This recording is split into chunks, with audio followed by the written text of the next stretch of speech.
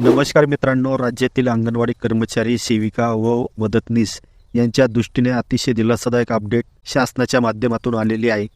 राज्यातील अंगणवाडी सेविका व कर्मचाऱ्यांच्या प्रलंबित मागण्याच्या संदर्भात कर्मचाऱ्यांकडून करण्यात येत असलेल्या आंदोलनाच्या पार्श्वभूमीवर दिनांक 25 फेब्रुवारी रोजी राज्याच्या महिला व बालविकास मंत्री श्री आदिती तटकरे यांच्या अध्यक्षतेखाली या विभागाचे सचिव, विभागाचे आयुक्त, अंगणवाडी कर्मचारी संयुक्त संघटनेचे अध्यक्षा, कृती समितीचे अध्यक्ष, कर्मचारी संघाचे चिटणीस यांच्या उपस्थितीमध्ये मंत्रालयामध्ये आयोजित करण्यात आलेल्या बैठकीमध्ये अंगणवाडी सेविका कर्मचारी संघटनांकडून बैठकीमध्ये सादर करण्यात आलेल्या विविध मागण्या मंत्री महोदयांनी स्वीकारून या मागण्यांचे सकारात्मक दृष्टीने विचार करू असे आश्वासन संघटनेच्या प्रतिनिधींना दिले.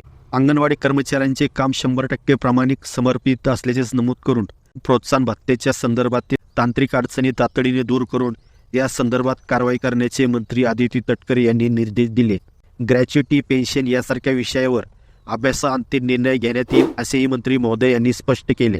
मंत्रालयात आयोजित या बैठकीमध्ये प्रोत्साहन भत्ता सरसकट मानधनात वर्ग करणे, ग्रॅच्युटी व पेन्शन, आजारपणाच्या काळात भर पगारी रजा, अंगणवाडी केंद्रात दरमहा THR कोटा देणे, मुख्यमंत्री माझी लाडकी बहीण योजनेतील फॉर्म भरल्याबद्दल प्रोत्साहन भत्ता, त्याचबरोबर मदतनीस व सेविका पदोन्नती झालेल्या कर्मचाऱ्यांचे व मिनी अंगणवाडी सेविकांची वयोमर्यादा, त्याचप्रमाणे योजनांच्या कामासाठी सर्वत्र मोबाईल नेटवर्क उपलब्ध करणे, पूरक पोषण आहाराचा दर्जा सुधारणे या व अशा प्रकारच्या विविध मागण्या व मुद्द्यावर या बैठकीमध्ये सकारात्मक चर्चा करण्यात आलेली आहे.